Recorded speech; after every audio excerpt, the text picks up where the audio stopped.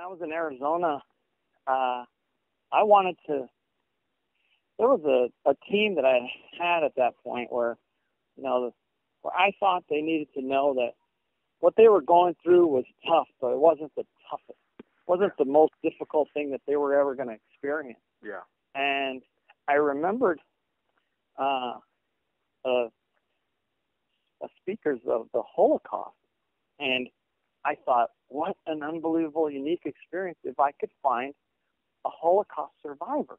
And so I went out on a quest to seek and find a Holocaust survivor. And lo and behold, after a little bit of research and trying to find, I find the most wonderful gentleman. It was the most unique experience that we've ever had. And he became a dear friend, shared an unbelievable experiences with my wife and children and the teams that I coached, and it was remarkable because right now I don't think there are many survivors left. Yeah. And I was just touched by his inspiration in life. And when I was at Oregon State, we went to go play University of Arizona. Yeah. And he called me and said, you need to come by and see me, as he knew he was on his final weeks of living.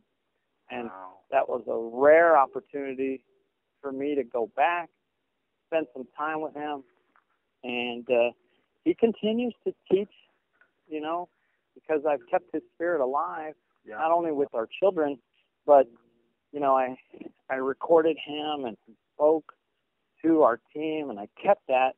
And now my son is in 8th grade, and this year was studying and the history of the Holocaust, and he was able to go back to his class and provide documentary, really, of someone who was alive at the time, and from their perspective of someone who was 13 years old at that time, which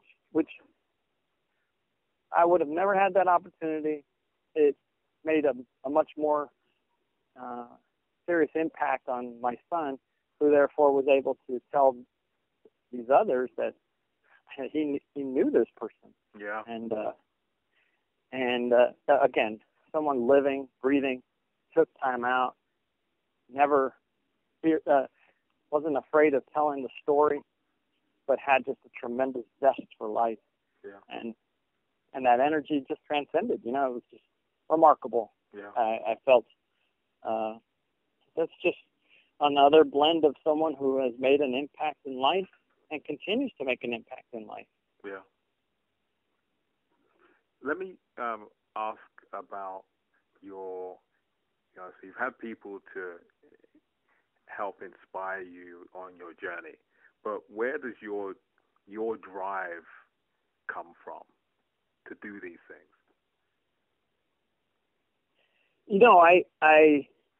I find that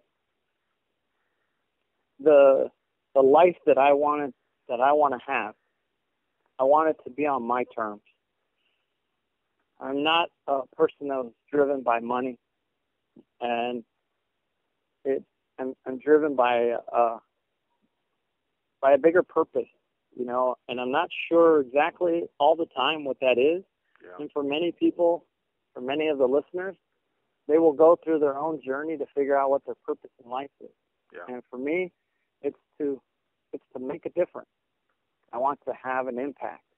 I want to know that my life meant something while I was here. Yeah. Tomorrow it may be gone, and today is really all I have. And how do I know what impact I'm going to have? You will meet people all day long along your way, and did you pay attention to them? Did you respond to them? Yeah. Was it according to their title, or was it according to their stature? Because they were here for a reason. Yeah. And I don't know what exactly the reason is, but that's the legacy that I wanted to leave, not only with who I came in contact with, but myself. When I go to bed at night, I try to remember what I call magic moments. There are these magic moments that occur to you during the day, and I try to point them out. Whether that was who I met along the way, how great was that, to remembering maybe a time outside with your son or daughter, or